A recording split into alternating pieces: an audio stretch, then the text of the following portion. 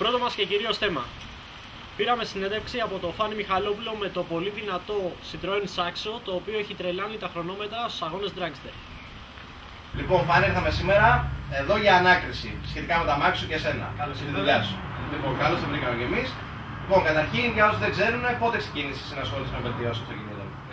Στα 17-18 περίπου. Και πώς έμπλεξες με το μικρόβιο? Το μικρόβιο δεν. Ή το έχεις ή δεν το έχεις. Ένα Έχεις. μηχανάκι που είχα μικρό, το σκάλιζα, μετά ένα αμάξι του γείτονα, ένα αμάξι του πατέρα μου, ένα αμάξι του φίλου. Είχες καμία σχέση στην οικογένεια να είναι κάποιος μηχανικός, ας πούμε, ή μόνος σου? Ο πατέρας μου είναι νοσηλευτής, η μάνα μου νοσηλεύτρια, καμία σχέση. Μου άρεσε κατσαβίδια εκεί, σφυριά, μικρός, κακό. Έμπλεξες. Είχα μία κλίση εκεί προς να χτυπάω και να βαράω. Έτσι ψηφιάζεται αυτό και τα χτυπάς και τα Ναι, στην αρχή τα χάλαγα. Τα ακούτε, έφερε το εδώ, φάνε λίγο ξύλο, θα στρώσετε. Στην αρχή τα χάλαγα, αλλά εντάξει. Σιγά σιγά. Θα τα φτιάχνω. Ωραία. Ποιο ήταν το πρώτο αυτοκίνητο που βελτίωσες? Το πρώτο αυτοκίνητο που βελτίωσα ήταν ένα προσωπικό μου αυτοκίνητο. Ένα ραλί, 106. Σε ηλικία ήταν γύρω στα 17. Θα μου πεις τώρα πως γίνεται στα 17 ένα χωραλί, έτσι. Μικρός τώρα, παπά, να κάνουμε αυτό, να κάνουμε εκείνο. Οπότε πήραμε ένα ραλί. Πηγαίναμε στα Μέγαρα, πηγαίναμε από εδώ, πηγαίναμε από εκεί. Βλέπαμε. Πηγαίναμε και φούτες και μαλάκια. Και το σκάλιζα όπως ξεκινήσαν όλοι τότε. Εντάξει, απλά αυτό το σκάλιζα λίγο πιο πολύ. Λίγο πιο πολύ, λίγο πιο πολύ. Μετά το ένα έφερε το άλλο. Και σιγά σιγά μπήκαμε στο. Στην αρχή είσαι ασχοληθεί με αναβάσεις, αν δεν κάνω λάθος. Στην αρχή είχα ασχοληθεί με κόντρες. Μετά οι κόντρες, επειδή δεν ήταν τόσο διαδεδομένες όπως τώρα, δεν υπήρχαν φόρουμ, δεν ξέραμε ένα τον άλλον. Κατεβαίναμε μια βόλτα προς τα κάτω, πετυχαίναμε 5 αμάξια, βάζαμε τις κόντρες μας, φεύγαμε.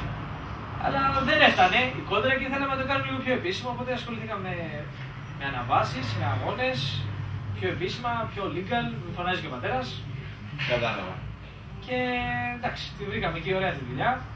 Πολύ τεχνογνωσία αναβάσεις, στήσιμο, ψάξιμο, όριο. Έμαθες δηλαδή πράγματα εκεί, ήταν.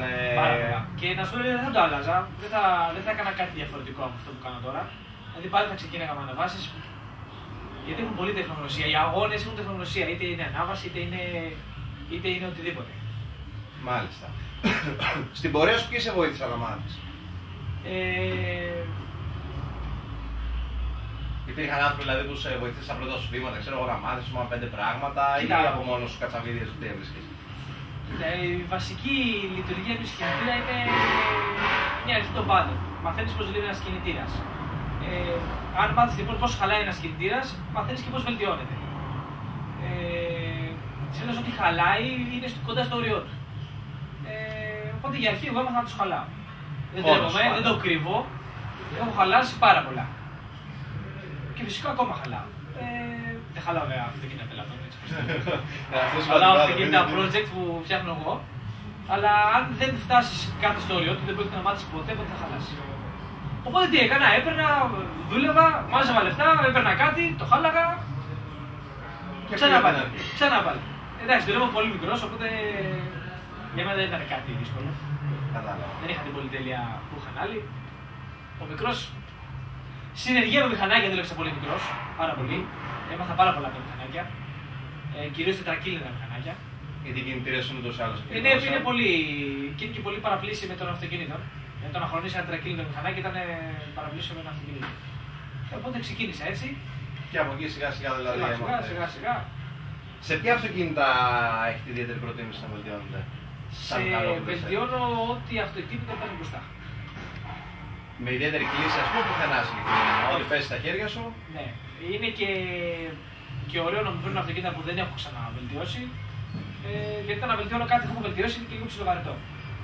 Κατάλαβα. Γιατί είναι απλά παραγωγή. Το κομμάτι μου είναι η βελτίωση. Οπότε μου αρέσει να βελτιώνω και να μαθαίνω και να ψάχνεις και να. Οπότε το να κάνω κόπια είναι και λίγο ψιλοβαρετό. Από πότε ξεκίνησε το project με το Saxo?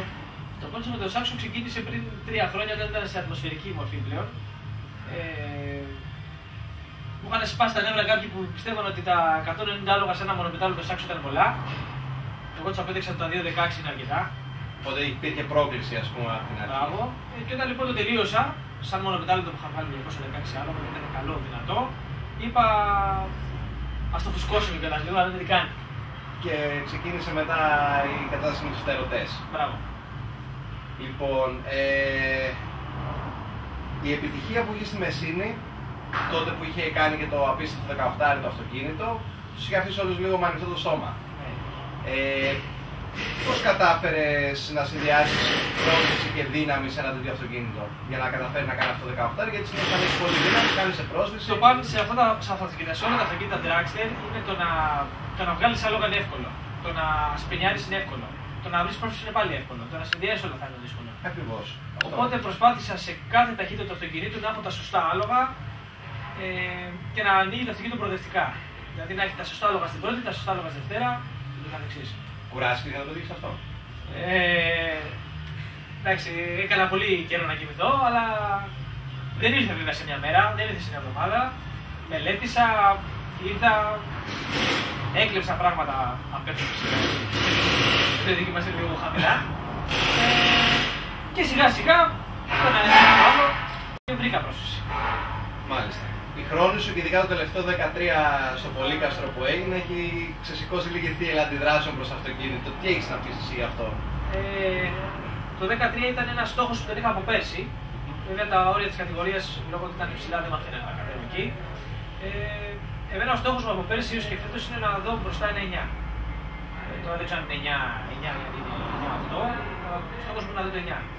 Μόλις δω το 9 θα πω ότι ένα αυτοκίνητο βολτίσιο είναι πλέον ανταγωνίσιμο προς τα έξω αυτοκίνητα που κάνουν 9-6 και 9-4, τα βολτίσια Honda, ας πούμε, στην Αμερική. Δεν μπορεί ένας Αμερικάνος να κάνει 9-4 και ο Έλληνας δεν μπορεί να το κάνει.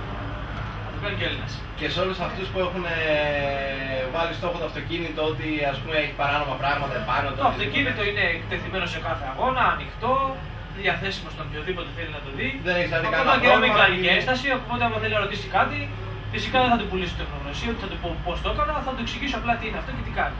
Όποιος πιστεύει ότι έχει κάτι παράνομο το αυτοκίνητο, το αυτοκίνητο είναι με ανοιχτές πόρτες και μετά παράτερα. Άρα είσαι ανοιχτός σε κάθε έλεγχο και δεν φοβάσαι τίποτα.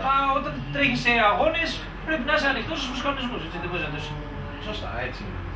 Λοιπόν, όταν έμαθες τον χρόνο που έκανε το αυτοκίνητο το 2013, πώς σας άδειξε εκείνη τη στιγμή δικαιωμένος, χαρούμενος? Να σου πω την αλήθεια, αισθάνθηκα πολύ δικαιωμένος, όχι πλέον σαν μηχανικός, αλλά και σαν οδηγός, γιατί πρώτη φορά οδήγησα το αυτοκίνητο, όπως σου έλεγα και πριν, έτσι.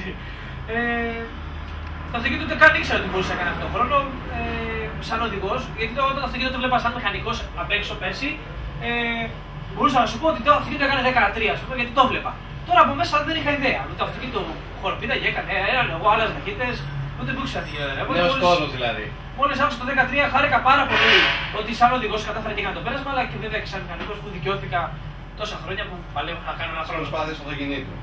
Λοιπόν, το αυτοκίνητο πιστεύεις ότι είναι στα όρια του ή έχει ακόμη πολλά πράγματα να δώσει? Όχι, στα όρια του δεν είναι, προς Θεού. Έχει πάρα πολλά ακόμα να δώσει. Βέβαια δεν ξέρω ότι αν κάνω μια βελτίωση ακόμα στο αυτοκίνητο, αν δω καλύτερο χρόνο ή όχι. Αυτό δεν το ξέρω. Το Dragster είναι εξέλιξη, είναι βελτίωση. Σαφώς εγώ δίνω για το καλύτερο, βελτιώνω πράγματα. Τώρα. Τι να σου πω. Πιστεύω ότι έχει ακόμα το αυτοκίνητο πολύ να δώσει. Εννοείς ότι θα χρειαστεί παράλληλη εξέλιξη αν κάποιοι λένε ότι θα δυνατεί σε κάποιους άλλους τομείς που θα πρέπει να ψάξει. Κάποιοι λένε ότι μετά από κάθε αγώνα το αμάξι σπάει και το λύνω γιατί χαλάει. Ενώ το αυτοκίνητο δεν σπάει, το αυτοκίνητο μετά από κάθε αγώνα εξελίσσεται. Οπότε μετά από κάθε αγώνα πάντα εξελίσσω, πάντα πειράζω, πάντα βελτιώνομαι, πάντα πειραματίζομαι. Ποτέ ήσυχος. Ναι, θα δείξει. Λοιπόν, πώς ένας μηχανικός ουσιαστικά 26 ετών κατάφερε να έχει τόση τεχνογνωσία, πού αποδίδεις δηλαδή όλη αυτή την επιτυχία που έμπρακτα πλέον έχουμε δει από το Dragster? Κοίτα, να σου πω την αλήθεια, είναι απλά μαθηματικά. Χάνεις κάποιες ώρες από τον χρόνο σου και τις προσθέτεις στα 26 χρόνια σου. Δηλαδή δεν έχεις ελεύθερο χρόνο για κάποια χρόνια μέχρι να μάθεις. Για παράδειγμα, σε διαβάζεις? Όχι. Εγώ δεν σχολάω 5 ώρα, εγώ σχολάω 12 η ώρα. Οπότε φαντάζομαι τις 6 ώρες παραπάνω που δουλεύω τη μέρα είναι σαν να είμαι 35 χρονών. Είναι απλό. Μάλιστα. Η δουλειά φέρνει τη γνώση.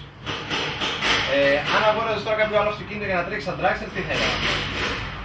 Αν έλεγες, ας πούμε, παρατάω το Samsung και φτάσει στα όρια του, η επόμενη κίνησή σου ποια θα ήταν? Η επόμενη κίνησή μου είναι να πάρω ένα. Η επόμενη κίνησή μου είναι.